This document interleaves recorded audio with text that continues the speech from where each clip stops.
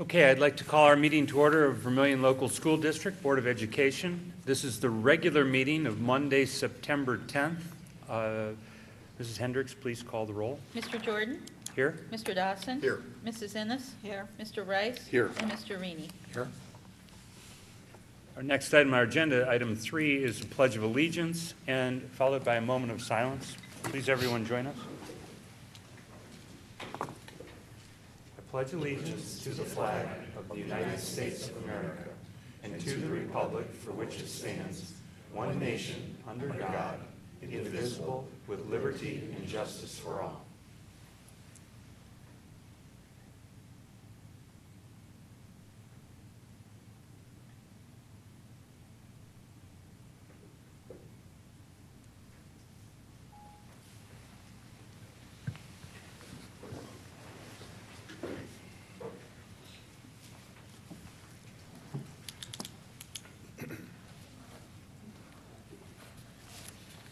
Our next item on our agenda is item 4, a student liaison update. Mrs. Ennis. Okay, this evening we have the pleasure of having Mr. Comperta here to give us a little bit of information about both the middle school and the high school band programs.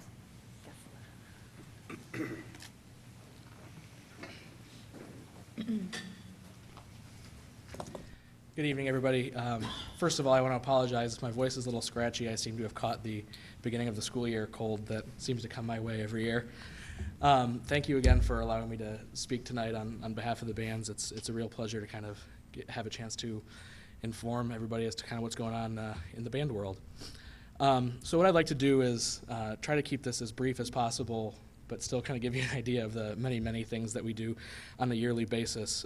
So what I'll kind of do is go through each of the different groups in the band program and kind of give you an idea of what we're doing in each one.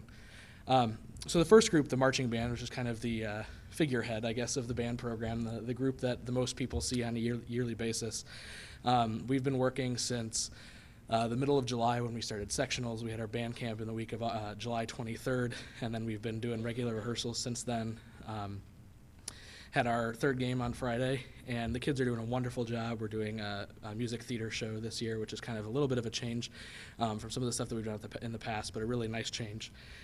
We have our first band festival of the year in Lakewood this coming Saturday, which is a really kind of fun experience for us. We've developed a good relationship with the Lakewood bands, and the band director at Lakewood, Dr. Brian Mascow, is in his last year. He's retiring this year. He's been in Lakewood for 35 years and actually started teaching in Lakewood with my parents when they started teaching in Lakewood. So it'll be really a nice thing to be able to go there and kind of support their program and give our kids a chance to perform.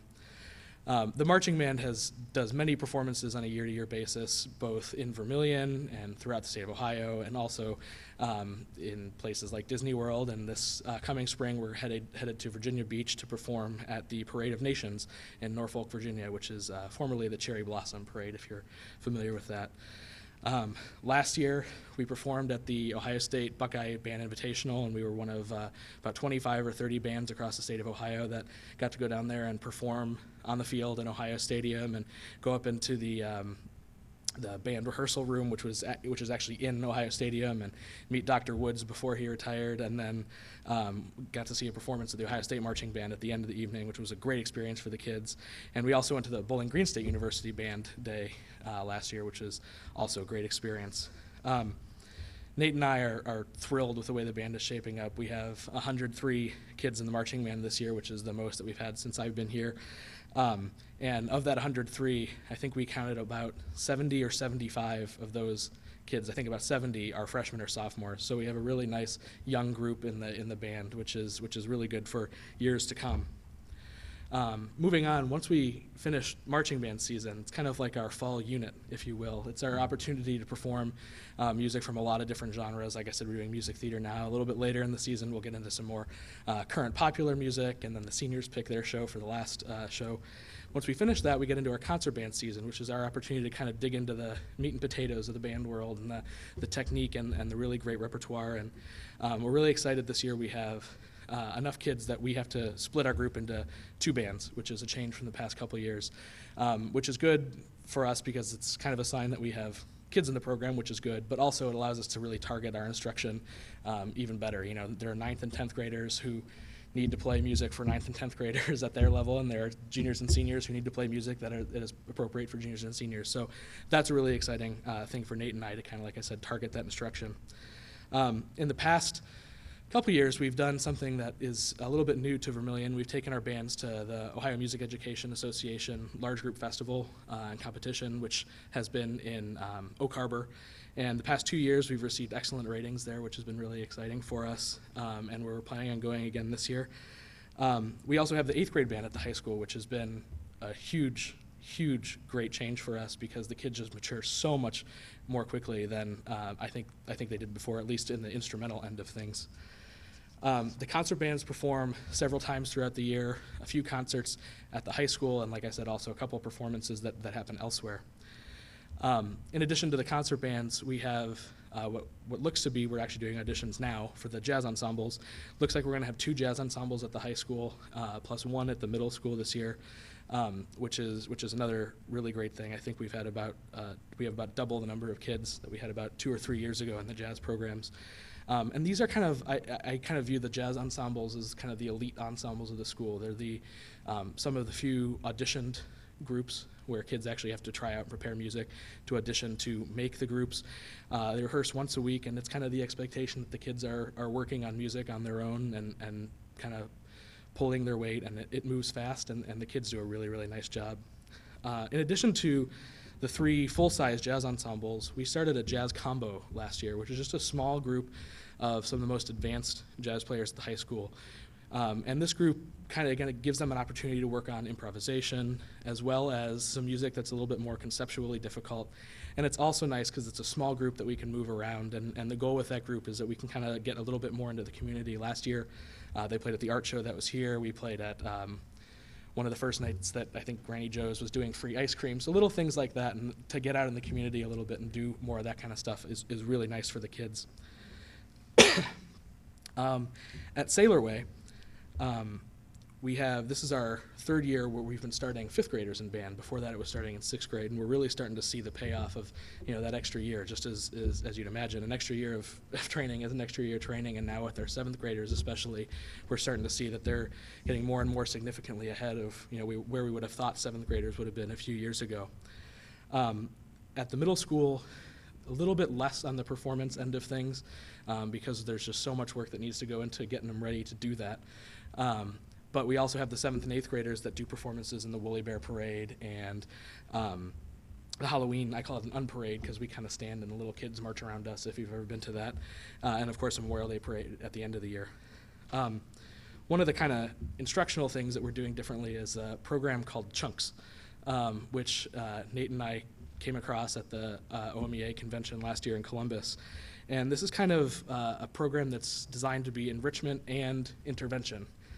It's a program where kids are kind of working in small little isolated exercises to work on rhythm or technical things with notes to develop at a much faster rate than they would otherwise in a full band setting. And the idea is that the kids kind of are able to do it at their own pace, which, like I said, provides the kids who maybe are a little bit behind a chance to kind of catch up and solidify some of the fundamentals.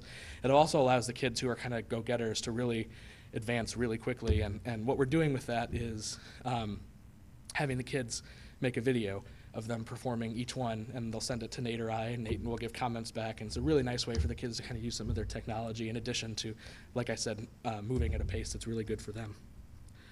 In addition to the bands that perform regularly at concerts, there are a bunch of other things. I think one year Nate and I counted, and there are between 45 and 50 performances of some kind or another of one of the Vermillion instrumental groups throughout the year, which is a tribute to the dedication of the kids and the support of the community that we can do that many performances, and there are people at all of them. So in addition to the kind of regular bands, we do an event called Solo and Ensemble Contest, where kids prepare solos or pieces in small groups and perform them for a judge who is usually like a current or retired band director who gives them comments. We had about 75 instrumental events go last year and received, of those 75 instrumental events, about 70% of those kids received the highest rating that is given, which is just a tremendous thing, and the kids are doing a wonderful job with that. In addition to that, there are honors bands. The West Shore Conference does an honors band every winter. Our district of OMEA does junior high and high school honors bands, one in the fall, one in the winter, that we send kids to on a year-to-year basis. We have kids that are kind of self-run that do the combo group that accompanies the Sensation Show Choir. And we also have kids that perform in the pit orchestra for the musicals, which is some of the most difficult music. I mean, that is professional level music that they're learning each year. Our goal in the music department is always to give kids the opportunities to do things beyond just here in school once they either graduate or during the summer. And we've had kids, we currently have graduates in the Ohio State, Bowling Green, and Notre Dame College marching bands. Some of them are studying music.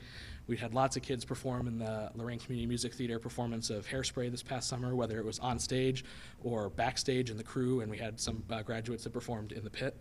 So the kids are really doing a lot of stuff, you know, even behind the scenes that, you know, not everybody sees all the time. And some of the time, which is actually Nate and my favorite thing, sometimes they do it even without us, which is a really, like I said, a tribute to them.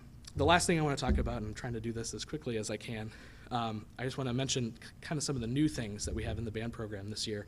As many of you have seen, we have new marching band uniforms, which everybody's really excited about, and the band boosters and the school district provided money for those uniforms, and we're really thankful for those. In addition to new percussion equipment for the drum line. Buttons staying on? What's that? Buttons staying on? No, you get Little glitch in the road, but yes, so far they are. We have a team of parents that help out with that kind of stuff. In addition to that, Nate, John Carmack, and I sat down last year and kind of started developing a curriculum for the Vermilion Music Department, which was something that we didn't have. I mean, there are Ohio standards that are not always the greatest for music because they're a little vague. So what we did is we kind of sat down and we said, okay, what are all the things that we want our kids to know when they leave Vermilion High School after having spent 7 or 8 years in our program? And we just made a list, all the different rhythms, the ranges of the instruments, what they can play, composers they know, musical concepts and skills that they're able to perform or explain or identify. And we just made a huge list, broke it up into categories, and have started kind of mapping that out on a year-by-year basis to see if we can really kind of solidify some of the things that we know we're doing and we want to make sure that we're doing even better each year. In addition to the new curriculum and some of the new equipment, we've also over the last couple of years received over $4,000 in grants funded by the Vermilion Education Foundation, which has been a huge blessing for us, from new instruments to blank CDs that we can give kids, you know, music that we're working on. That's just been a huge blessing for us. And the last things that I want to talk about, just kind of our, we have 3 big goals for the program. The first one is to teach the students the skills necessary to succeed on their instrument of choice. The second one is to create a musical environment in which the students explore new ideas, feelings, and artistic experiences. And the third one is to help the students become lifelong learners, improving the quality of their life so they can make the world around them a better place. So hopefully those are, I think, kind of in line with what we're doing here as a school district and also specific to the kids. One of the things that Nate and I sometimes run up against is we talk to people who don't really know what it is that we do on a day-to-day basis. And I think for me, one of the reasons that I went into music was because I believe it's truly one of the most important parts of education, as important as pretty much every other subject that we teach. You know, I kind of believe, you know, we've all heard the music makes you smarter thing, and I don't know if that's necessarily true, but what I do believe is that our brain is kind of like a switchboard, and our job as educators is to kind of flip on as many of those switches as we possibly can so the kids have as many tools as they possibly can, whether it's to go into the workforce or to college or whatever it is for them to have just a quality life. Recently, there have been some neuroscientists who have developed new kinds of forms of brain scans, and at the OMEA convention last year, they were talking about how with those brain scans, one of the things that they're studying the most is musicians. And the reason is because listening to and playing music is one of the few things that engages almost all of the brain at once. And so as a result, they use that as a form of study. And I like to think that in the Vermilion Band program, we're engaging the students' brains and kind of flipping the switches on so that whether it's in music or whatever other class they might have before or after, their brains are on and engaged, and hopefully they stay that way for the rest of their lives. So again, I just want to thank you for the opportunity to speak here, and I guess I don't know if I have the opportunity for questions, but if there are questions, I'll take them. Thank you. Mike, there was one thing you mentioned about being so big now and being able to differentiate with the higher level and lower level. Uh-huh. Is it still only though in that final period of the day where you have all the high school band? Yes. So how are you splitting up the room? Are you able to find space to do that? As of now, our plan, our basic plan is to have one group rehearsing in the band room and one group rehearsing in the auditorium. Our idea is that there will be times when the groups work together. You know, maybe it's a piece at the winter concert that they perform together. Because, you know, we don't want those kids to be apart from each other for the rest of the year after they spent, 4 months together in the marching band season. But that's our idea as of now. Yeah. And yeah, most of the time it will, and we make it work. That's that's kind of what we do, and it's best for the kids to have, like I said, that kind of more focused instruction. So.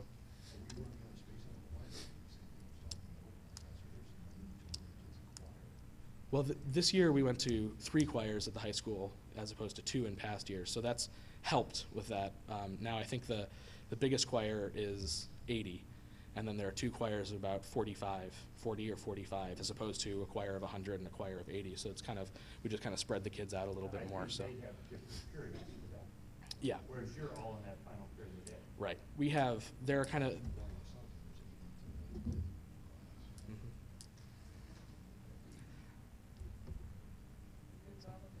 Yeah, I know, that's what I said.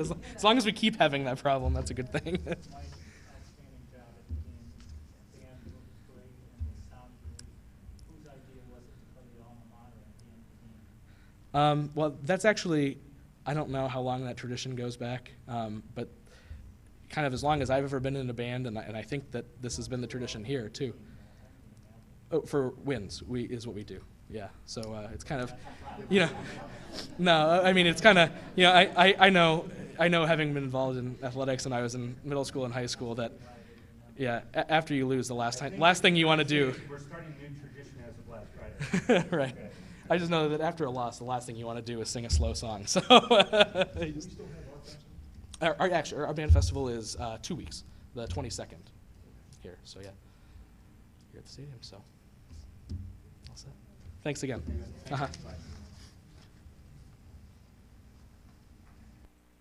Band festival's great. Absolutely.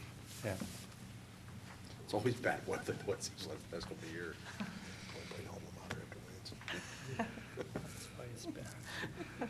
The next item on the agenda here is item 5, legislative update. Mr. Reedy.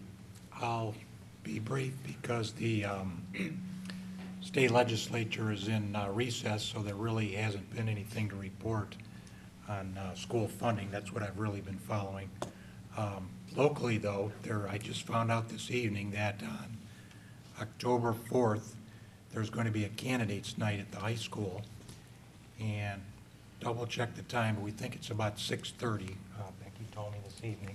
So that'll be something that's open to the public, but it's going to be at the high school, and everyone's invited, so it should be good. They got some candidates already lined up, and hopefully there'll be a good turnout. Do you know who, is it the social studies department or a specific government class? It's co-sponsored by Vermilion Teachers Association and the district. Excellent. Good. Good. I'm glad it's grown. That's all I had to report. Any questions? Comments? The next item on our agenda is our discussion items. And the first item is an update on our substance abuse policy that was voted in at our last regular meeting. I'd like to make a slight change. On my superintendent's report, I had recognition of communities that care of Lorain County. And I think it's appropriate that we change this and make a presentation to the board from communities that care. And I don't know if Candy has her. Yes, I do. pictures or her camera to take a picture, but I'm not sure which one of you would like to hold this. If Mr. Jordan, you'd like to snap the picture, and then we've got Mr. Dawson with the check maybe, but we've got a presentation from Communities That Care for a check for $500 and also a plaque. And I don't know if you'd like to hold that.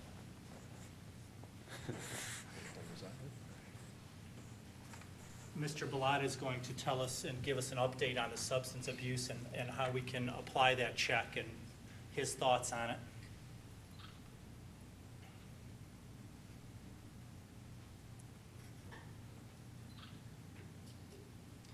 Thanks. Thanks, Candy. Mr. Bellotta and I attended this last week, and this was their first annual award for this, and they were very interested in what we had to say about the policy, and they were very thankful that we're working together with our community and with the kids to do this program, the substance abuse program. Ever Jim speaks, the cream comes. I want to give you an update on where we're at right now with all the consent forms. They've all been turned in, and the list of students has been sent to the Great Lakes Biochemical Company for random tests to begin this month. We have 299 students on the activity list, which includes those that are participating in football, tennis, golf, soccer, cross country, marching band, soundization, cheerleaders, and I think that's all the activities for these first few months. We also have 84 students with parking passes. Is that addition? Well, in total, 337 students.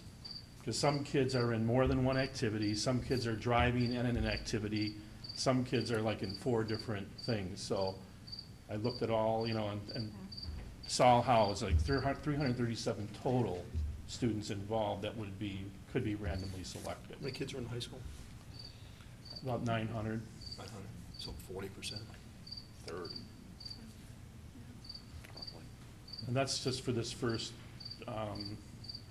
fall sports and everything, so we'll probably have more coming up. We have 5 drug treatment centers that I've talked to that are on a list. So if we do have a student that tests positive, I'll meet with the parents and talk to them about the possibilities for them. Most of the companies, all of them, accept some type of insurance that the parents have. If they don't have insurance, there's a few companies that will work with the families. So it shouldn't be a problem to get anyone the help that they need.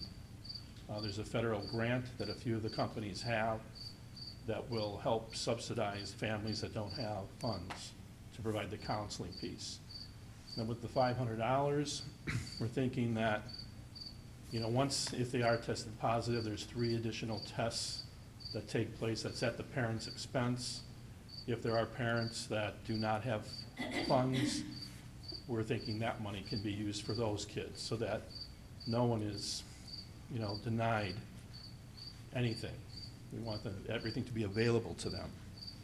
On the education front, I've met with Mr. Zeller and Mrs. Riddle, and we're going to move forward with the life skills training in grades 4 through 9.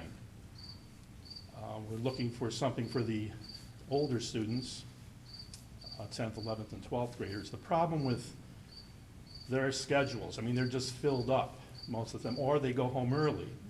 So how we're going to implement something at that level, I'm not sure yet. We're talking about it, trying to think of a way. We don't want to take the time away from any of their core subjects or their electives to do a type of a training. But I don't know, we thought of something maybe after school, but I don't know how many kids would come to it. So we have to brainstorm about that. We are going to have a drug force meeting, task force meeting on September 24th from 5 to 6 at the high school library. And we'll be brainstorming at that meeting about what can we do for the 10th, 11th, and 12th graders to continue the discussion about the dangers of drugs and alcohol and cigarettes. Teachers will be... Jim, could you tell me the date of that again?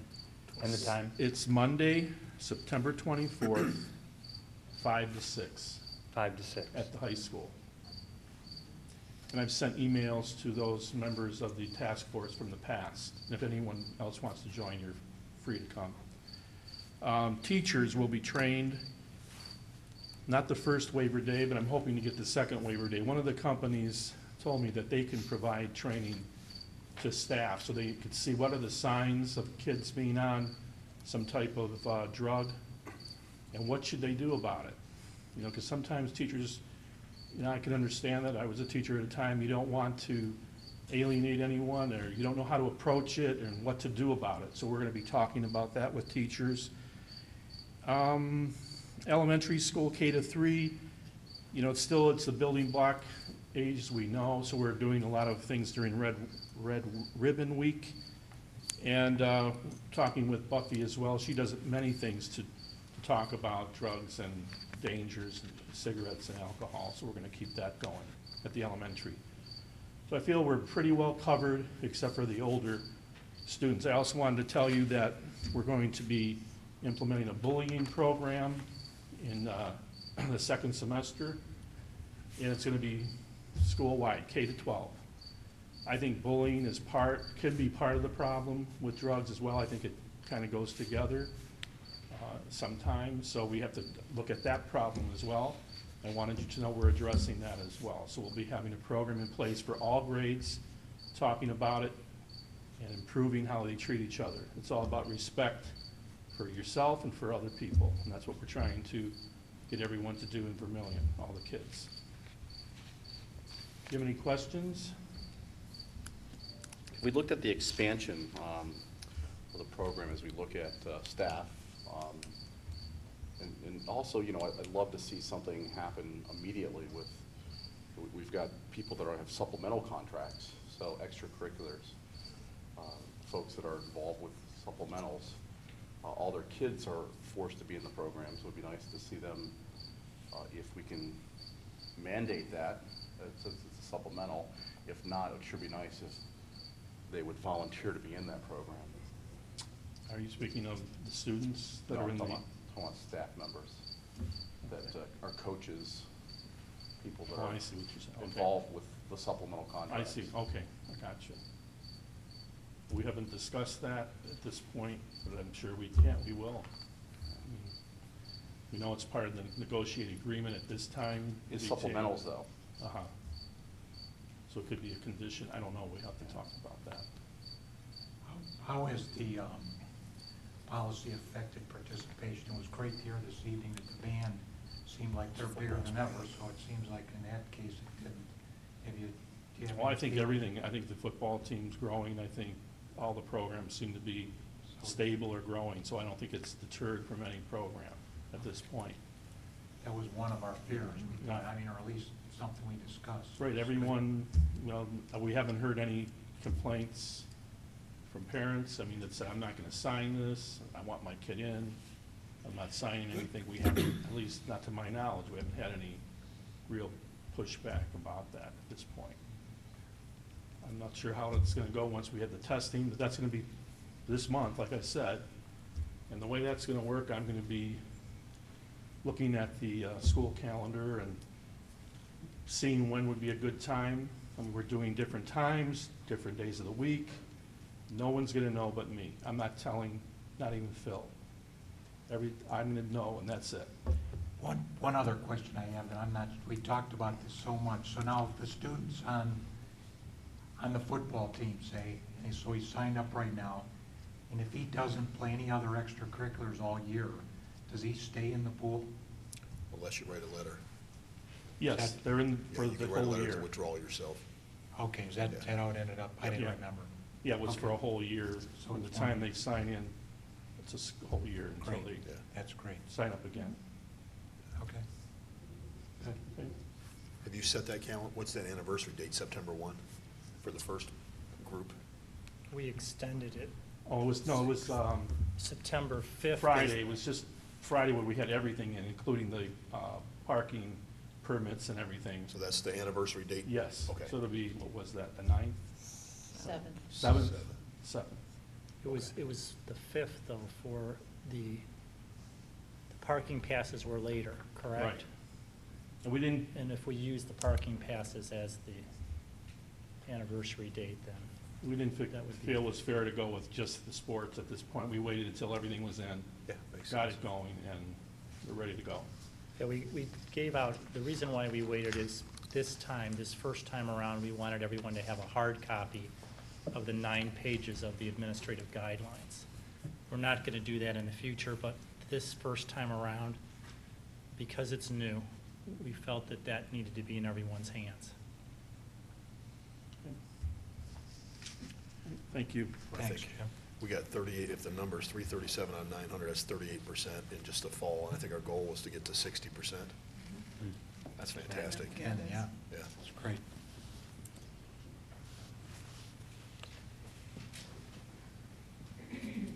Anything else on that discussion item? If not, the next item is the financing of the facilities project, which we have not formally talked about this as a board, but we've been given updates on this concept along the way, and tonight's the night under discussion items that we're going to take it a step forward where it's actually going to be discussed publicly. And I think we're going to turn to Mrs. Hendricks here to lead us on this one. Thank you. As we're all aware, we had task forces that were developed about a year and a half ago and worked on both the facility aspect, the concepts, the wish list, the input from the community, as well as a financial group that looked at costs, what they felt was a realistic budget, that type of thing, to develop the issue, the ballot issue for the bond that was taken to the voters. And we were unsuccessful with that and realized that the economic times are hard, and that I'm sure it was a contributing factor to that. But one of the things that we felt strongly about as a team is that we need to work towards maximizing the value for our community and for our taxpayers. And one of the things that we feel is critical to do that is to be able to get all of our students on a single campus and between 2 buildings, so that helps minimize our costs, puts kids in proximity to each other to take advantage of more educational programs, just a lot of things that can happen with that. And as we talked about that, ways that we could pare down our budget for working on a project of that size, what were the minimum things that were needed, we started to talk about some numbers that really I started thinking about as more of a conventional type of a financing, such as a mortgage or a lease or something like that, that we could do for those types of improvements, since the budget might be relatively moderate. And so we have spoken with our legal counsel and also some investment bankers who have helped us pull together what's been a relatively new concept in Ohio, but is growing, is a type of a financing called certificates of participation. And what that does is allow us to have somewhat of a lease purchase type of agreement like you would have in a private business. And what we would do is be able to borrow money based on the operational savings that we project, what our financial health is overall of the district, that type of thing, as far as the ability to make those payments. So we're working on developing what that budget might be with that. And right now, the interest rates are tremendous for borrowing, probably record lows, a time when we really think we can get the most for our money when we go forward. The construction environment is competitive. That could allow us some better pricing in that way. So we're very excited about that, because this project, if we're successful in pulling all of this together, could mean some significant upgrades, possibly additions and renovations to our existing facilities without increasing the cost of property taxes for our homeowners. So we're really excited about that. We feel like we've listened to what our community has said is, yes, they want to have these things. They want children in places that are safe and warm and dry and pleasant to learn, but understanding that times are tight, budgets are tight everywhere, and not being able to pay additional tax dollars. So we're really looking at that, ways that we can move forward with that type of a concept, and we're very, very excited about it. An additional component in addition that would supplement that basic financing is something that's not new to the district. We've done, I think, 3 of these types of projects in the 12 years that I have been here, is a House Bill 264 project, which is an energy conservation type of a project that we may be able to take some of the components of those renovations that have documentable energy savings and pull those out of that initial loan and be able to do those as a part of that energy project, leaving either the ability to do more with the loan that we would have, the lease financing as well, or possibly get more things done, or just be able to bring it in at a lower price by moving some of those things over, things such as windows or the rooftop units at the buildings,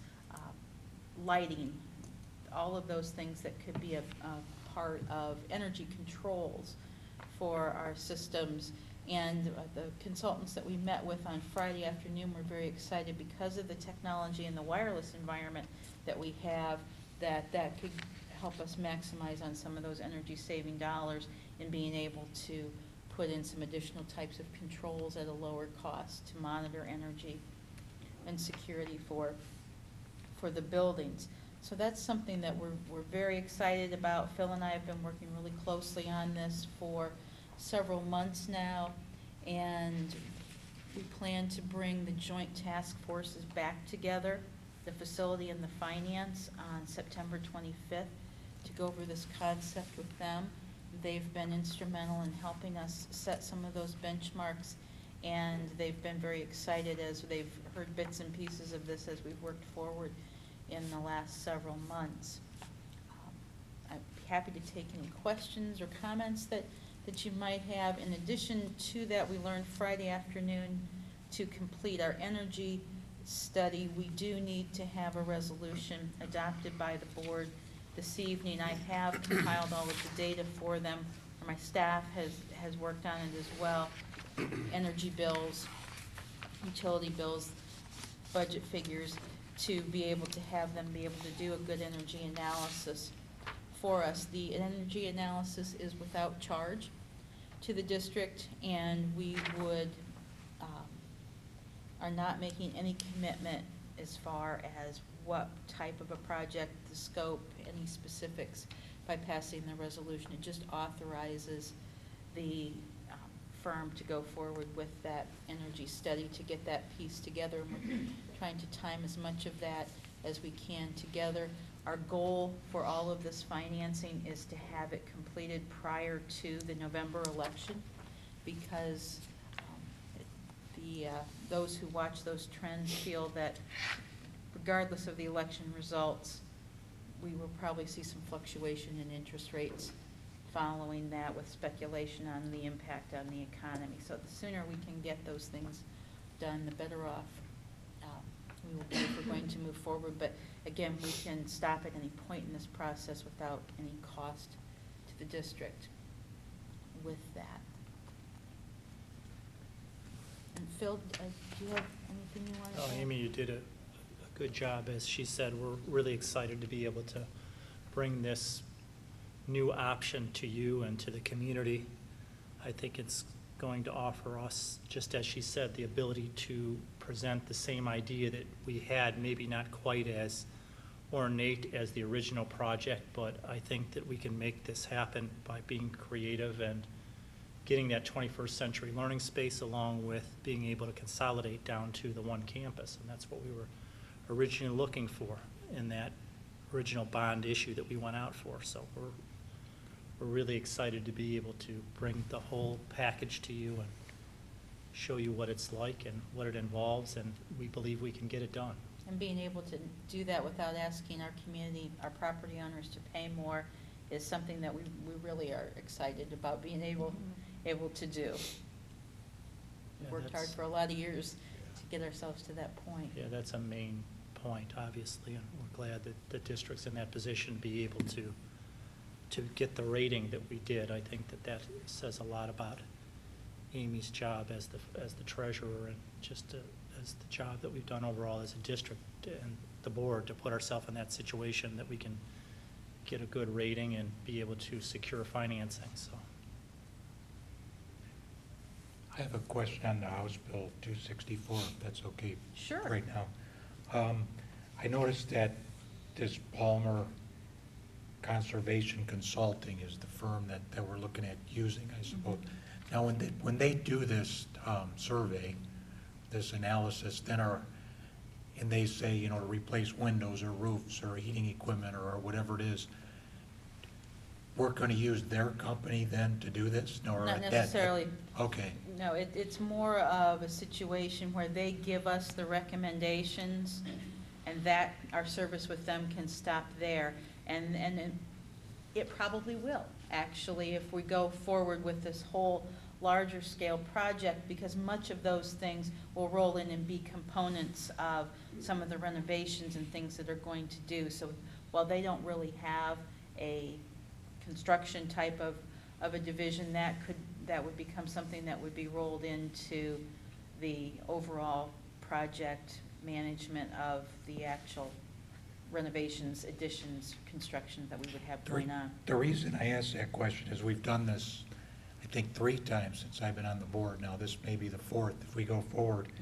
And the one piece that it seems we haven't gotten real good feedback on was, are we really saving? You know, I don't know that we've really gotten a lot of good data back from. They tell us, okay, if you put these windows in, you're gonna save this much gas, or, you know, if you put the insulation on the roof, you're gonna save so much heat. If we can team up with a company this time that could give us that type of feedback, I think it'd be Quantify better. it. It'd be better for our community just to say, here, we did this, and now look, a year later, or 2 years, or 10 years later. I mean, some of these payback times are well down the road, I think, so if we can Didn't Brewer find. Garrett say they would come in and do an assessment? I believe they've all told us that, but It was Brewer Garrett last time, wasn't Right. They They were actually, one we didn't time. proceed with the project, but that was one of the components of the services that they offered. That's been an, Excuse me one second, but that one, even though we didn't go forward, they also offered a guarantee. Yeah. it? Yeah. That was one significant difference to I all of the remember other that. companies before if you them. mention that, yeah, that's right. So, look, I mean, there's nothing we can do today, but just something I want to remember to focus on when we get there. that's been an overall concern of the School Facilities Commission statewide, is the ongoing monitoring of those projects. So I think we're going to see if we do go down that path and use that as an avenue for funding, some additional requirements to make that reporting happen than over projects that have happened in the past, not just in Vermillion, but Everywhere. statewide. Yep. Thank you. Thank you. We need to make a motion on this, or is it? We can do it now, or we can wait till. I think right now would be appropriate time. Okay. So therefore, let's, with the agreement of everybody here at the board, we're going to add into the agenda. This is a resolution, so I will say, included now as item 4.3. I'm going to recommend a resolution to submit an Ohio House Bill 264 project to the Ohio School Facilities Commission with the parameters as listed here. And I'll move. A second. The item is 6.3, right, on the agenda? What did I say? 4, I'm sorry, 6. Okay. Any other conversation? There were typos in the piece of paper that's in front of you, and they've been corrected. And so we're actually voting on that those penciled-in corrections, which are nothing more than properly stating the legal term for Vermillion Local Schools properly. Any other discussion? Please call the roll. Mr. Jordan? Yes. Mr. Dawson? Yes. Mrs. Ennis? Yes. Mr. Rainey? Yes. And Mr. Rice? Yes. Motion carries. Okay, under discussion items, there was talk today about the possibility of including district-wide communication. It was discussed, and it's going to fall under the superintendent's report. We will still be discussing that. Just letting those of the board members who might have had some dialogue or communication, that's when it's going to be discussed tonight. The next item on the agenda is item 7, public participation. I do have a sign-in sheet here. There is Karen Crow. Karen, if you're there, if you would step up to the podium, introduce yourself, and You guys have so many important things to do, and mine might seem very trivial, okay? I did call the middle school principal, and I'm talking about the boil alert for today.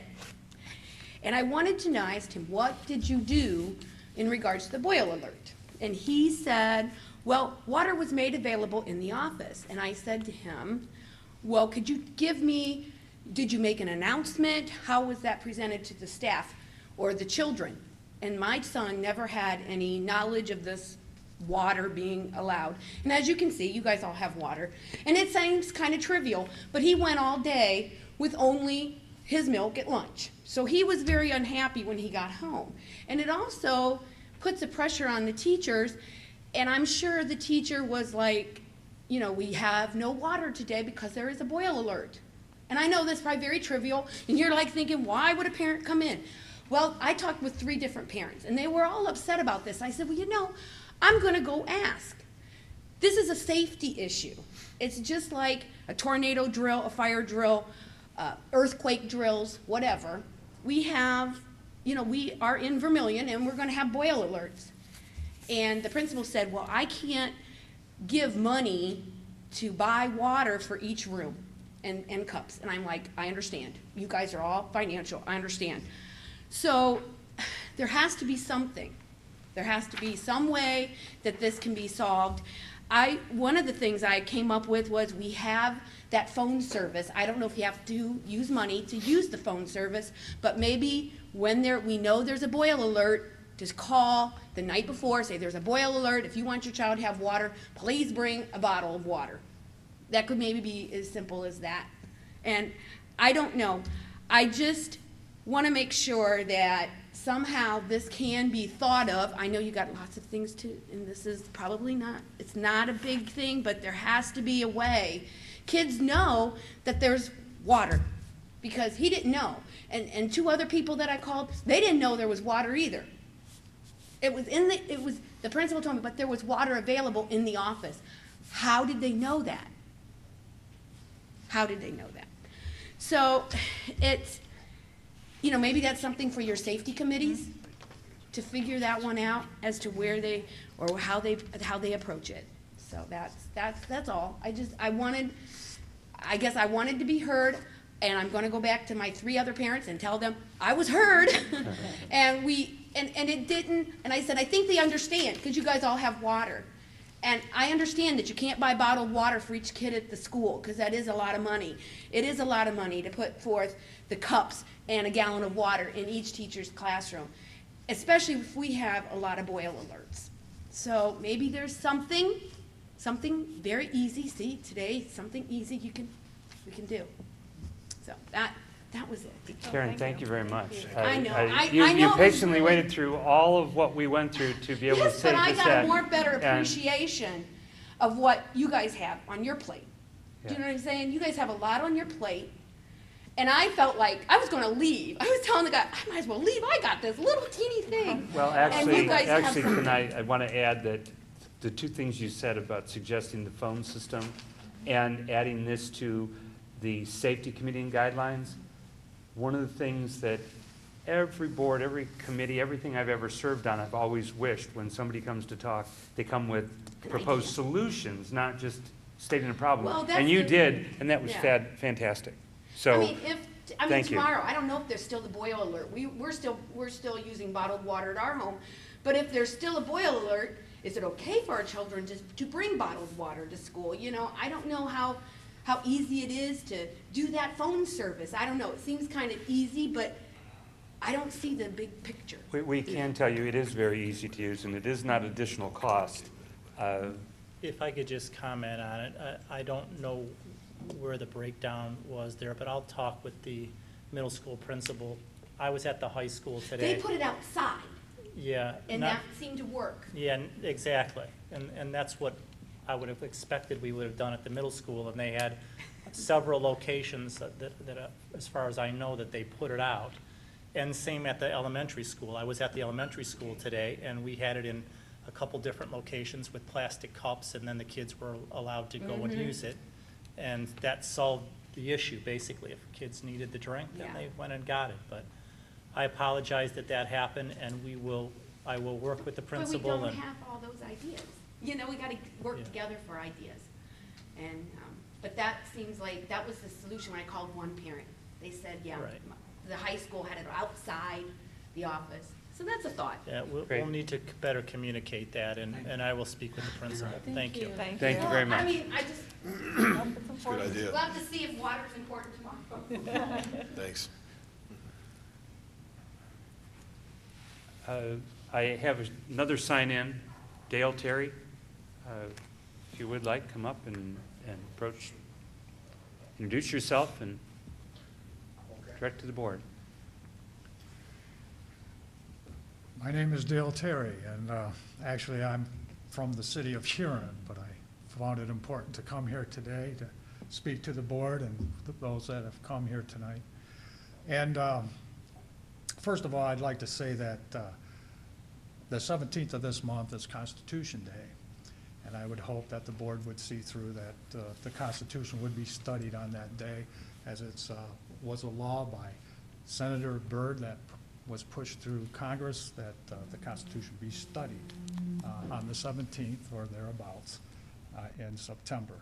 So that's a great thing that Mr. Byrd did, and I'm thankful that he did it. My reason for being here tonight is with your drug policy, actually. And let me say this, that I'm involved in the political world, okay? And being that you guys are on the board, you're involved in a political way, in a lot of ways, with your position in the school district. And I respect that. And I was a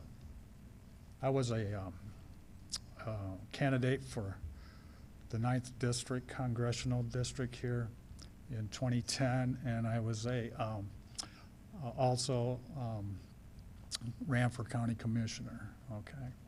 So I've got a little background in politics too, but that's not what I really wanted to say here tonight. As I said, it's about your drug policy. And what I'd like to bring out is that the Constitution of the United States does guarantee each and every American certain inalienable rights. And in Amendment 4 of the Constitution, it says specifically that the right of the people to be secure in their persons, houses, papers, and effects against unreasonable searches and seizures shall not be violated. I think it says pretty much what I want to say is that I think, and I teach the Constitution, all right? And I'll be first to say to you that what you're doing is in violation of the Fourth Amendment of the United States Constitution. And I'd be willing to argue that with anybody, okay? And I know nobody wants drugs in school, absolutely not. And with that being said, I think the focus of a drug policy would be more towards probable cause, If a student's drunk or has done drugs, you can generally mostly tell, okay? And then at that point, you know, what I would call probable cause would justify action being taken at that point. But to have random swatches of testing for not even everybody in the school, just people that wanted to go into sports or even have a parking pass. I just would ask that you guys would think about that and take another vote on it and vote it down and do it in a different way, more in tune to the rights of the students under the Constitution, the Fourth Amendment. Any questions? Mr. Terry, thanks for your comments. I think I will summarize for this board. We went through countless months of great detailed discussion, and the concept of the Fourth Amendment was discussed and wrestled with here. And in the end, I believe, I'm proud to say, I served with a group of people that through all our dialogue and our discussion, we were at different points on this, and we compromised in a group to come up with something that we felt held up to what current case law says, and that's what we did. We respect your comments. I wish only that you could have been here through all the debate, and I would predict that you might have a different viewpoint of where we got. That's all. Yeah, I'm a strong believer in innocence until proven guilty, and not guilty until proven innocent. And that's all I have to say, unless anybody else has a question. Thank you for your comments. Yes, thank you. Thank you for having me here to discuss. All right, thank you.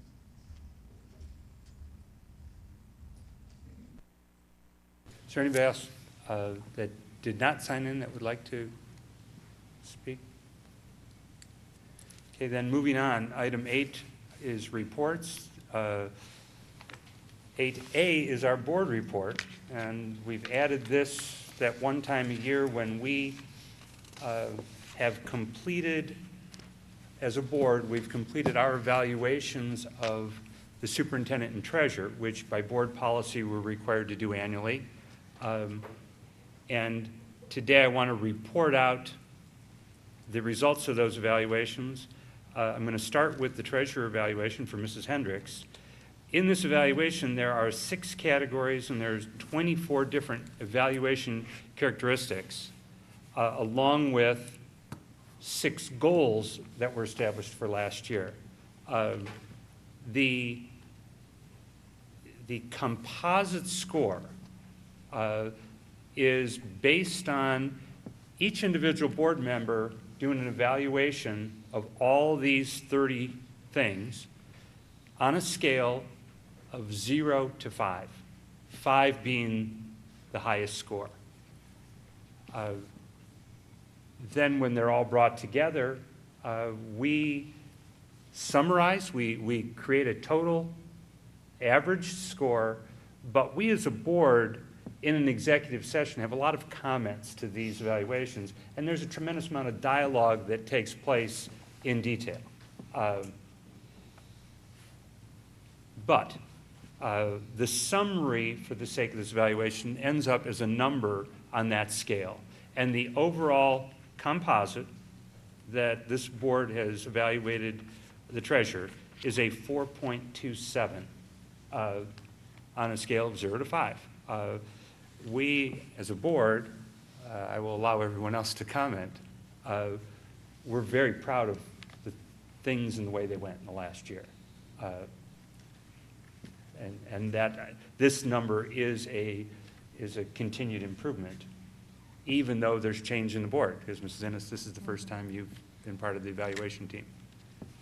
So I'm going to complete the other one here, and I'll mention that with the superintendent, very similar. There are the 6 categories, 28 characteristics plus 5 goals that were for the superintendent. And that composite number was 4.14.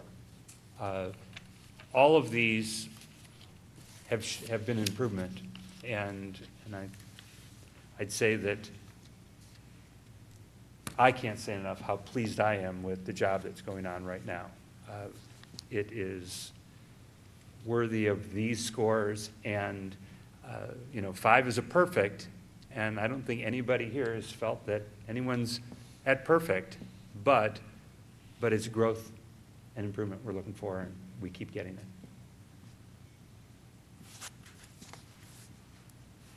Any other comments? Yeah, I'd just like to add that it's a great process that we go through. I mean, it's a really important thing because as a board, we create policy, and the only two employees that as a board we really hire are the treasurer and the superintendent. So it's important that we take this time and do the review, and it's been rewarding for us as a board, myself in particular, to work with both of you guys, and we thank you for the effort that you put forth, and we do always improve, but it's because of your leadership that we're able to do that, and we thank you for what you're doing, and we look forward to keep on going, keep moving forward, because that's important. We appreciate the opportunity. I know I'm speaking for you too, but we appreciate the opportunity to keep doing what we're doing. So we realize that that's not a mandate or anything either, that it goes hand in hand, and that we're not guaranteed, or we shouldn't feel entitled to our jobs, and we need to continue to work to improve. And I know Amy feels the same way as I do, so sorry I'm talking for you, Amy, but No problem. I'll be quiet and let you speak too, but that's the way I feel. Absolutely, and I appreciate that we've had a great year, and I think we have a lot of things that we have going on that into the future that are challenging to us, but also for the benefit of our students, and I think that's it's one of those things that is exciting to me. So thank you. I want to also point out that there was a new thing that was suggested, I think Mr. Rice suggested this year, and we did it, where the superintendent treasurer did a self-evaluation of the same form that we evaluated, and we included that this year in that dialogue. It went really well. Excellent suggestion, and I hope that in future years that we keep that component in the evaluation. I also want to say that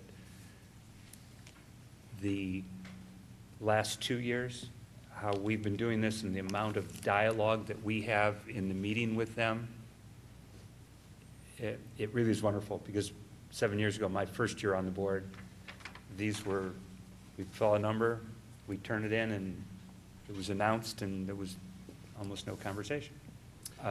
I'm glad that we are doing it in the kind of detail that we do it, because, as Mr. Rini said, the essence of our job is superintendent and treasurer. We've hired them, and we evaluate them for this district. Honestly, I think that the main change in the uptick in the scores, I personally believe, is directly related to the quarterly updates. The quarterly updates help make sure you guys are staying on track throughout the year. And it's your opportunity to talk to the community about really where you're at. So when evaluation time comes, we're 3/4 of the way there. You really know where you're at. And so I think the self-evaluations kind of speak for themselves. And so I think we were pretty close in the evaluation process. And that's the way it should be, in my opinion. So, and I think, some of the one-on-ones you're doing with your staff members, I think that's, helping to keep pushing down the agenda. So I think that, continuing those quarterly updates and staying on track throughout the year is really key to making sure that this district is running well.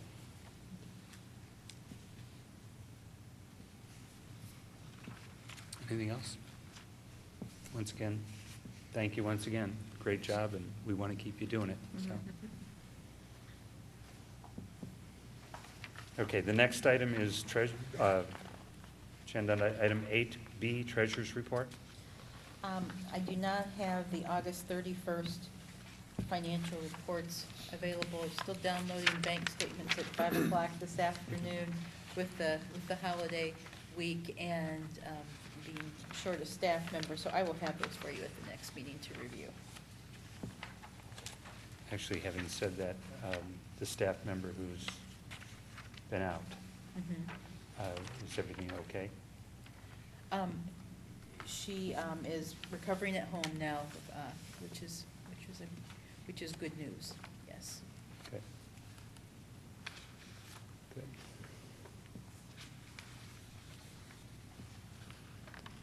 Okay, the next item is C, the superintendent's report. Mr. Pempen. I put 2 documents at your desk, and I emailed them both to you. It was late in the day because I made some changes to my goals. There's 4 goals listed, but I said that after wanting to look at them more deeply, and I know that this is also, the purpose of this is to discuss the goals as well and see if you have some more input on them or some more ideas as to how they need to be altered or changed. So I knew that we were not finished with them, but I did want to make some adjustments. So the adjustments that you have are at your seat. And I also did send them out to you in an email. Tim, did I put them at your? Okay, good. I wasn't sure if I did. Before I get into the goals, though, I did pass some information out about district communication. And we just talked about my evaluation. And I do have to say that one of the things that I've come to learn about this job is you can never communicate enough. And that part of the job is never done. And it seems like as much as you pay attention to the details, there are some details that still are not complete and not finished. And I felt and heard myself some disappointment from parents, and I felt and heard from some board members on some of the disappointment that communication could have been better and should have been better at the beginning of this year with some of our communication. Frankly, that disappoints me, because if I'm walking around, whether it's an open house or whether it's just talking with you guys on whatever the topic is, I'd rather hear positive. And it doesn't make me happy when I hear it. So when I go back to the people and talk to them about it, I hope that you believe and understand that I'm telling them that this needs to get better. It needs to change. We need to look at details. The only way that it can, though, is to have it in writing, to insist upon it, to come up with a plan, to write out what it is that's went well, what hasn't went well. So after I got those communications from you and from the parents, I wrote some things down here today about what we do. And I'm not going to read through all of them, but it's communicating through the website, communicating through Facebook and Twitter. Those are our digital ways of communicating. Of course, then there's face-to-face, there's traditional mail, there's papers that go home with kids, but we don't find those papers that go home with kids. That's the least effective. We believe that the digital communication is the most effective, but there's breakdowns with that at times. There were breakdowns with that, and I'm not going to make excuses that we've had this changeover. And you can see what happened last year. I wrote that down. What could have happened this year that we would have made a smoother transition. And I also put on here what some of the possibilities for improvement are. And I know that one of the big things that has come up that we haven't done yet is replace the current district calendar with a Google Calendar. Have a master calendar. If these events were put on there, it would serve as documentation to have from the year prior. We could look at it, know what we did before, make sure that that's being done again, and we wouldn't miss some of the things that we missed. So I hope I summarized things well on this sheet. And not wanting to insult you by reading through them, here they are. And I don't know if there's any other suggestions, but I know that I've talked with Mr. Dawson about the Google Calendar, and that's one of those things that, quite frankly, he asked us quite a while ago for. And Mr. Bergman and I are talking about, where does that now fall on the priority list? I says it's up to the top. That has to be done, because it's unacceptable that we would start the school year off and not have some of the basics. The beginning of the year is the time of year when parents want to know a lot of information. And if they don't have it right there accessible at their fingertips, that's not good. Same with our staff. If our staff doesn't know every detail or as many details as we possibly can, that makes their job more difficult. And when I talk with our Teachers Association and I talk with them, they tell me the same thing. Communication is key. If you don't have this down right, it shows in everything we do. So I'm trying to make sure that this is written out, that the expectation is clearly told to our teachers, to our staff, to our administration, and let's improve. Let's make the changes. I appreciate the work you put into this. That's a lot of work. And that's probably been, I'm glad you brought up, probably the biggest complaint I've gotten so far this year is lack of communication from parents, from orientation to open houses to boil alert to whatever else, that we've just had a shortcoming so far this Right. year for whatever reason. Right. And all the scheduling conflicts that have just. And Phil and I have talked about establishing a district-wide calendar so all the buildings can see what each other's doing. So when we plan open houses, we're not on top of whatever's going on at another building, and I think that causes a lot of frustration as well. I agree, and we, Mr. Bergman and Mrs. Riddle and I, and we looked at the Google Calendar and the ease of use. Amherst, we looked at Amherst sample today. I didn't look at it very carefully, but I know that we will look at it more carefully. You can never communicate enough, and we just need to keep getting better at this, and we shouldn't be backsliding. I honestly believe that at the beginning of this year, I'm just being honest with you, we backslid a little bit to start the year off. I'm not happy about it. And I've got to admit to it, though, and move on. And the only thing, and our staff knows it, I'm not afraid to tell them that that's not acceptable. We can't do it. I expect better.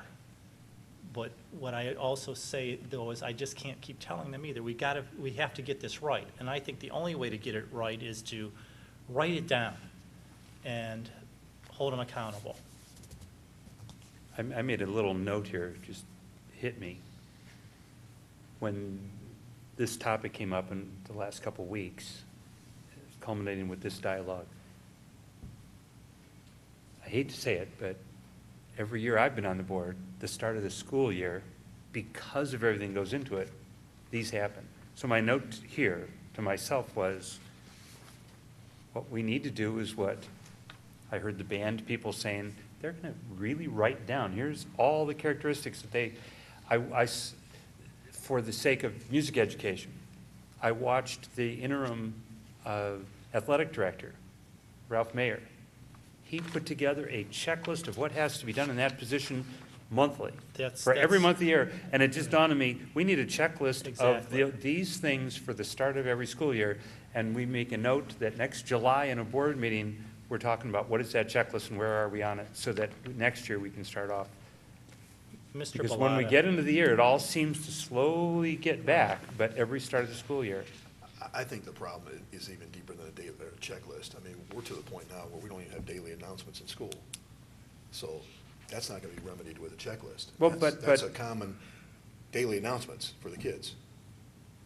I'm, in reading right here, I'm seeing why that happened, because School Connects, I know how it happened, and with this transition being made without the new one being up and running.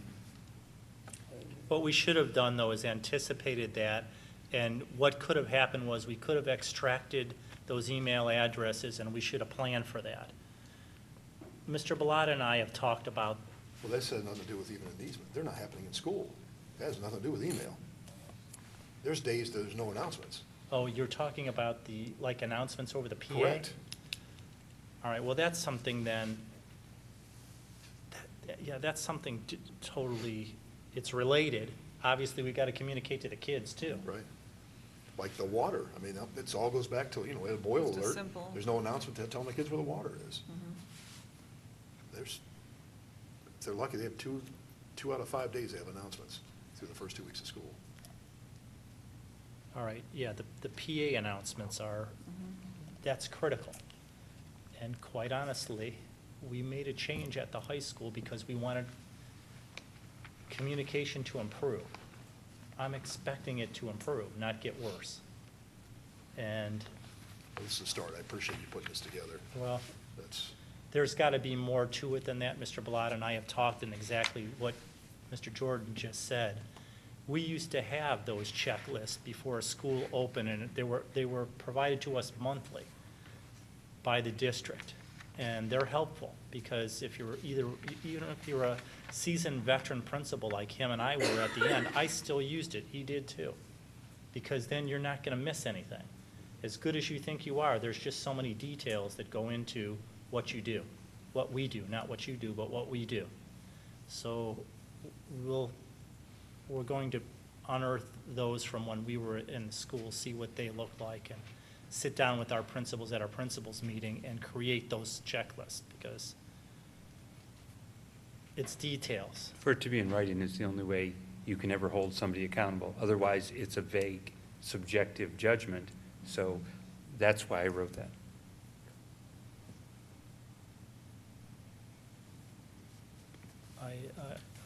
That's the plan here, and we'll provide you in the weekend review, just like we did with the athletic department, and as Sid said, with the Ralph Mayer completing that. When we're done with that, we'll give you a copy of it, so you can have it as an overview.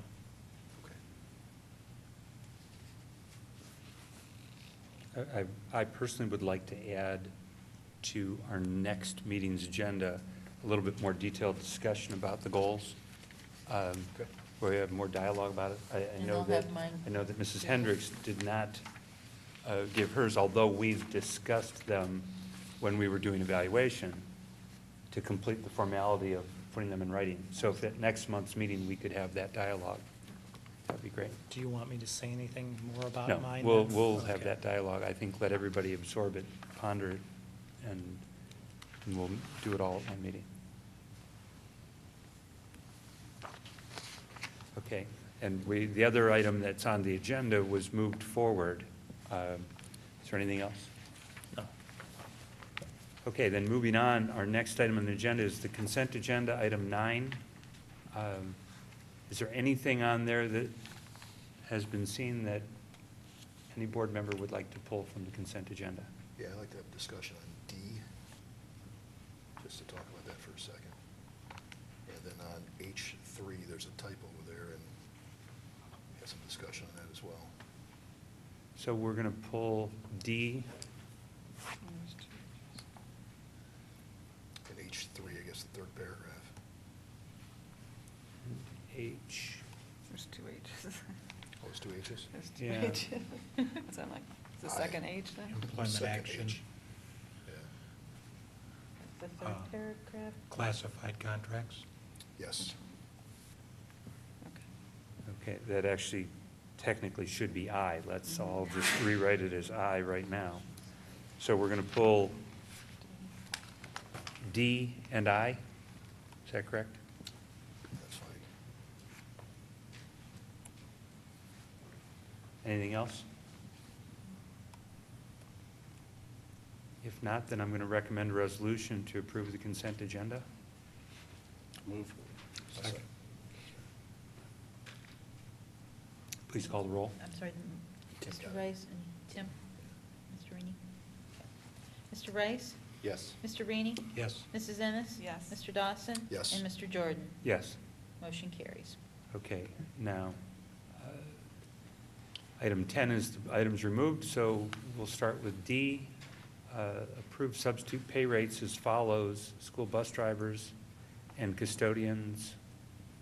They're listed there. Yeah, I brought that up. I talked to Phil earlier today. if people follow that, that is a slight increase from last year due to the fact that we were really shorthanded on staffing. Yeah, Can you today, elaborate? for example, we had two of our maintenance workers on the road. Every day this school year, we've had to put our maintenance people or our supervisor on the road driving because we do not have enough subs. And I'm getting concerned because obviously if we go deeper than what we have available, we're going to start being late to extracurriculars, possibly even late for a route in the morning until the driver gets back and we can switch a bus. From what Linda Griffin has told me, and we did some comparables around the area to find out what the rate of pay was, this $14 an hour puts us somewhere in the middle. We're not the highest, we're not the lowest, and it will help us to attract sub-drivers. She says that some of our sub-drivers that live here in town have went elsewhere for positions because these days, with the economy being what it is, they're going to try to make as much money as they possibly can. So we just need to attract the drivers, and it's a temporary part-time position, but it makes a difference to people to be able to make as much money as they can. So that's why we recommended this, and I hope that I went looking through when Mr. Dawson made this request today through my records as quickly as I could. I did not find where I put this out to you in writing. I hope I did. But I thought that there was a spreadsheet that I sent to you either by email or it might have been in a week in review, but I was looking for it too quickly. So did anyone remember seeing this? Spreadsheet of what? Just of the salaries of comparable bus sub-drivers in other areas. No, it's Don't- okay, though. I think we just want to get the point out that. Right, that's the it's- reason. Yeah, that would hurt for. How do you advertise for bus drivers and custodians? You know, it just seemed to me, I mean, I don't, you know, that if you put an advertisement in the Plain Dealer or the Journal or something that, like you said, in today's day and age, boy, you would sure think there would be Retired people lined up out the door, I would think. But Amy, do you know if we've ever tried to put an ad in this photojournal for that or not? We have put some in, we have an online application process that posts vacancies on our website that we have used. I'm wondering if there might be some less costly venues, like a Craigslist or something like that, that we might be able to do some postings on that are just as effective for employment types of ads as well. And Sean? I've shared, Cindy asked me to get you with it, so last time I shared that John posted on Vermillion Chamber, Vermillion, Ohio News, looking for bus drivers. thinking though, if you're concerned, you might need to get out, you know, further. Plain Dealer or something, right? Plain Dealer, I'm thinking just for a couple of days. Yeah. Yeah, it might be worth the cost of the ad if we can, I mean, we need a pool of people yeah. that we can draw on. And we have had drivers that come from not real far away, but if we can just get the surrounding communities that we can add them to our pool.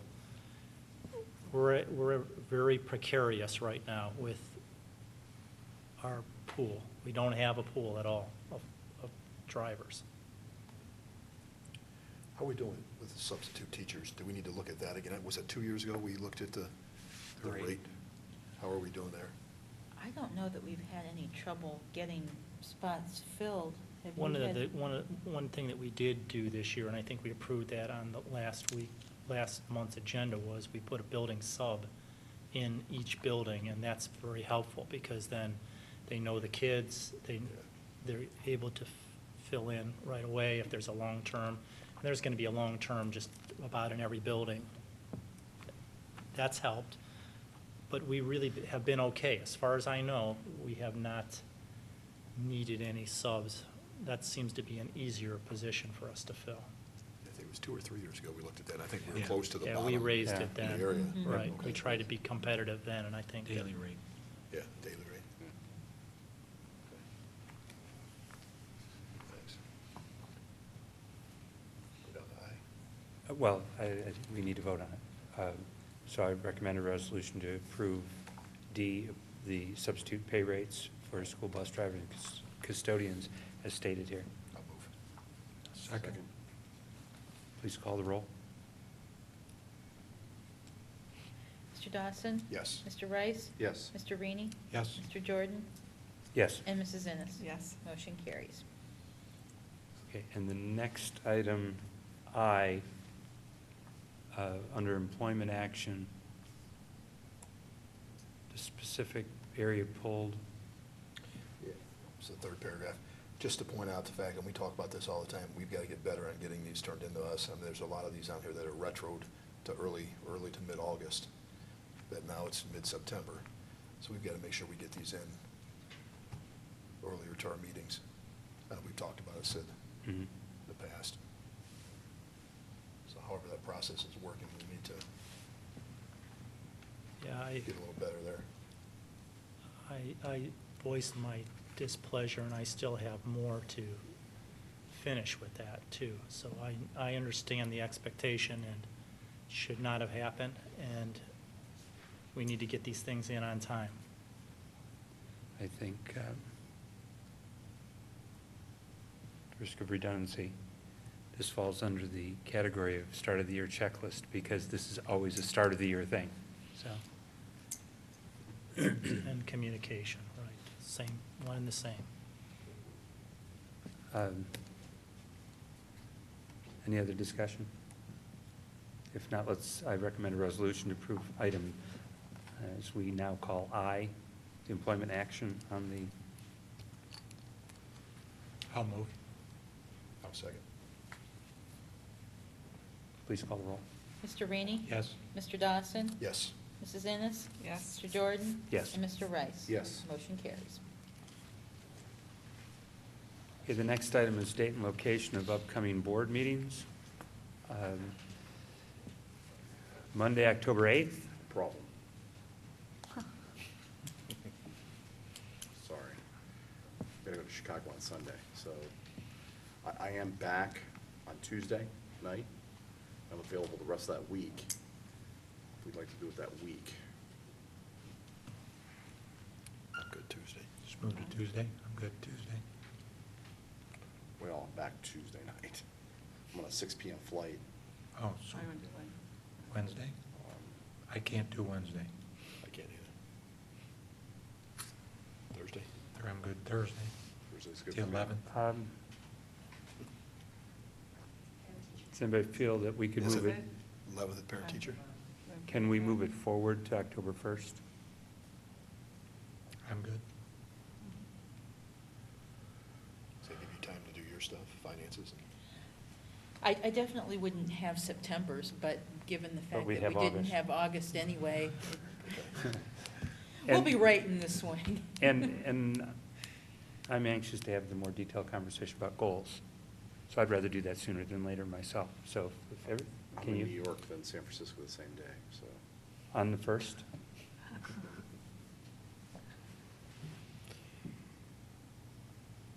Okay, I think we're going to approach this slightly differently. Dave, when can you meet? I'm sorry, this just came up. I was hoping I didn't have to go to Chicago. That's okay. Third? I can meet, Start at the beginning of the month and tell us which days work, and we'll, the week of the 16th, 15th, October 15th. I have no flights scheduled that week at all. Nothing. 18th and 19th, I'm gone to Vegas. so the 15th, 15th. Monday the 15th. Is there anything Let's- on the 15th? Let's, No, my calendar. let's, This Let's- is not the district calendar. Okay. This is Jess's calendar. Gotcha. let's pencil it in. The 15th? I'm, Monday, October we're 15th. moving 1 week later. We're moving 1 week later.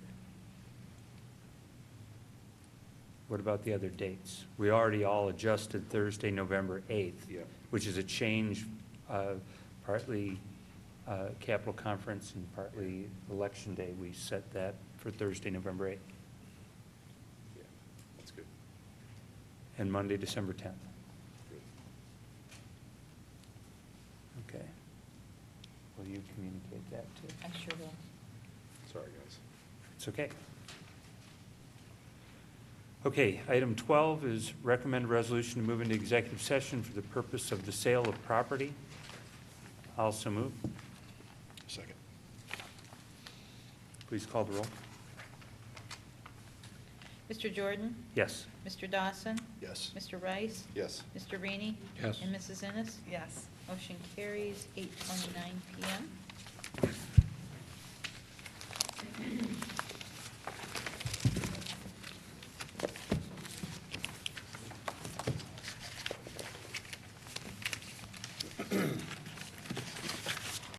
We're back from executive session. We're going to move to item 14, recommend a resolution to move into executive session for the purpose of employment of public employees.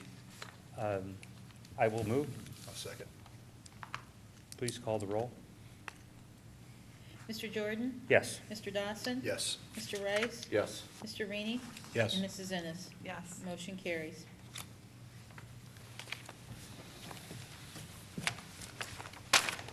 Moving on, we are agenda item 13, and this is slightly modified from what is in writing. I'm going to interpret the best I can. Recommend a resolution to authorize the sale of the South Street and the Lake School building and adjacent grounds by public auction, since no local community school presented an offer to purchase. I'll move. I'll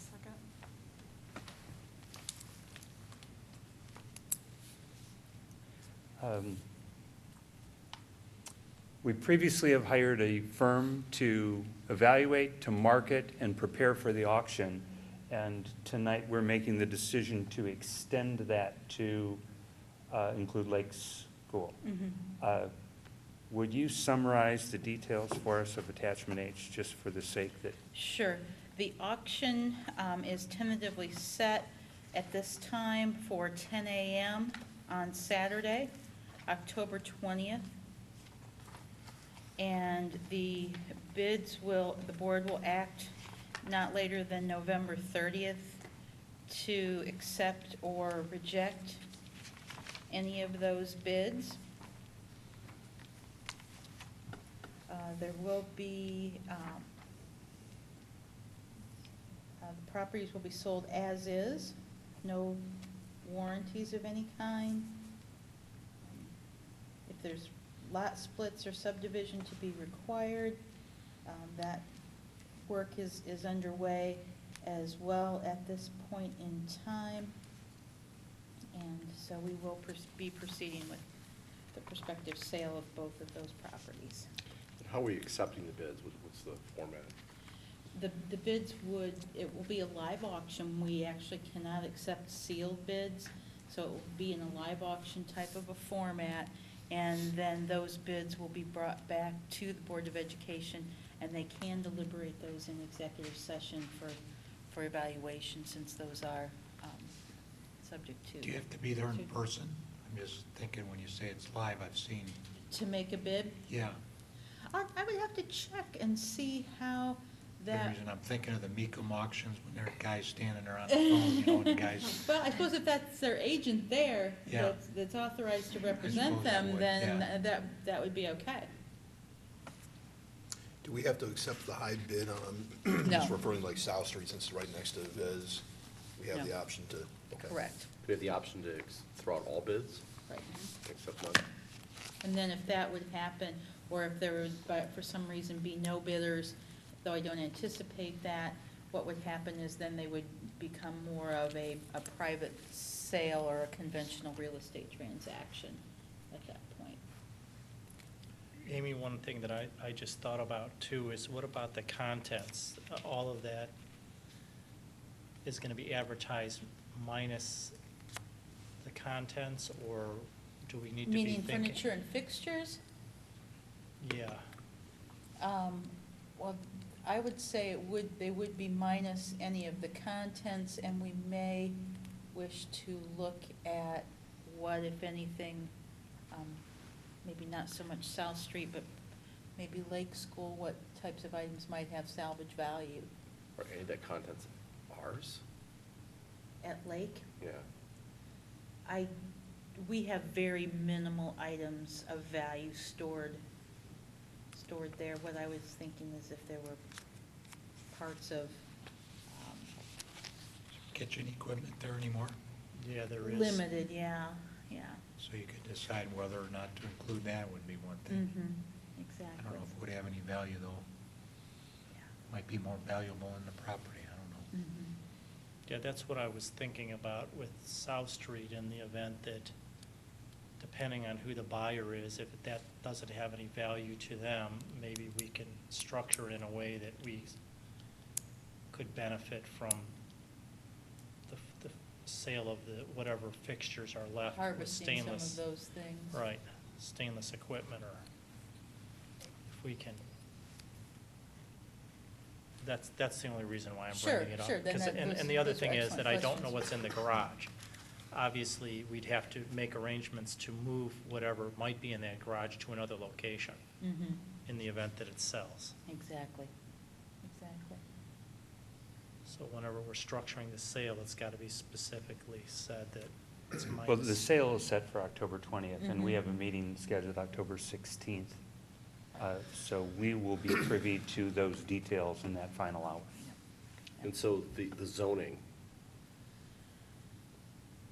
We're not going to make any efforts to modify the zoning restrictions at this point in time, though we will be meeting with the Planning Commission and are already scheduled for a work session with them to talk about, especially with South Street, what possible zoning classifications they might accept, depending on the use of a potential buyer with that. Not to make any application or get any of those changes that would tie a buyer's hands in any way, but at least let them know going into the sale what would stand a good chance of being accepted.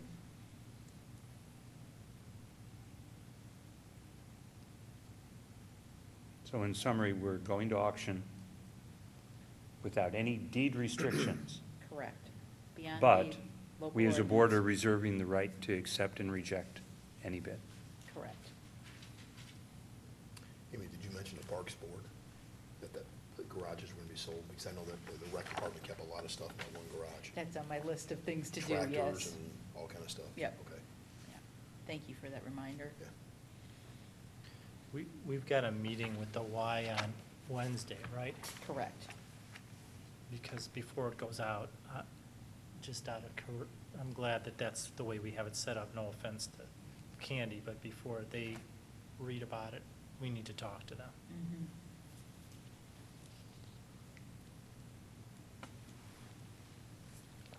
Any other discussion? Please call the roll. Mr. Dawson? Yes. Mrs. Ennis? Yes. Mr. Rainey? Yes. Mr. Rice? Yes. And Mr. Jordan? Yes. Motion carries. Okay, the next item here, item 5, other businesses may come before the board. We have all agreed that we're going to discuss, and we'd like to add an additional 2 resolutions. And I will start with the first one. We'd like to recommend a resolution to extend Mr. Pempin's superintendent contract beyond the current term for an additional 3 years.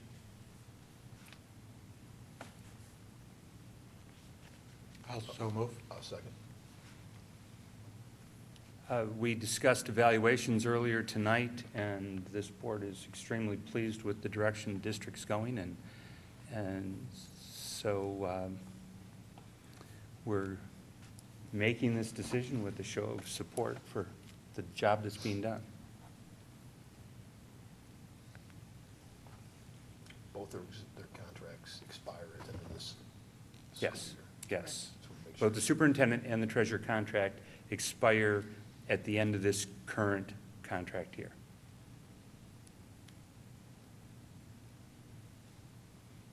Please call the roll. Mr. Rainey? Yes. Mr. Dawson? Yes. Mr. Rice? yes. Mr. Jordan? Yes. And Mrs. Ennis? Yes. Motion carries. Okay, and next I'd like to recommend a resolution that we extend the contract of Mrs. Hendricks, our treasurer, for an additional 4 years following the current contract. I'll move. I'll second. And the same applies. We're very happy with the evaluation and the direction we're going, and we want to continue going this direction. Thank you. Please call the roll. Mr. Reedy? Yes. Mr. Dawson? Yes. Mrs. Ennis? Yes. Mr. Rice? Yes. And Mr. Jordan? Yes. Motion carries. Can I also, I didn't thank the board when past mine, because I know you were doing hers, but thank you, and I appreciate it. Me too. Well, Good work. we're Good pleased. Good Thank job. The next item on our agenda is 16. I'd like to hear a motion to adjourn. I'll move that. Second? Please call the roll. Mr. Reedy? Yes. Mr. Dawson? Yes. Mrs. Ennis? Yes. Mr. Jordan? Yes. And Mr. Rice? Yes. Motion carries. Meeting adjourned. Pound the table.